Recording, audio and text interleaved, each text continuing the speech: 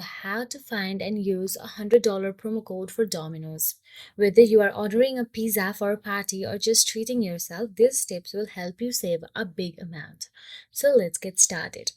First thing first, start by searching for Domino's $100 promo code or Domino's discount code on Google.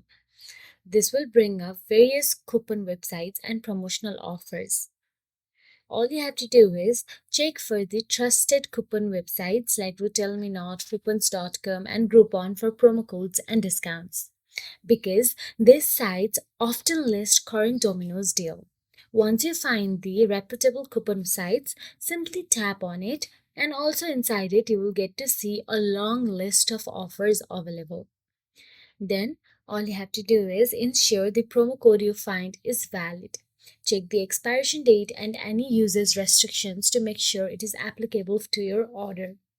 Once you find the promo code according to your preferences, simply tap on View the promo code option available there, and the promo code will be shown on your screen. Now, all you have to do is copy that promo code and paste it in the Domino's website or Domino's app after the checkout of your order.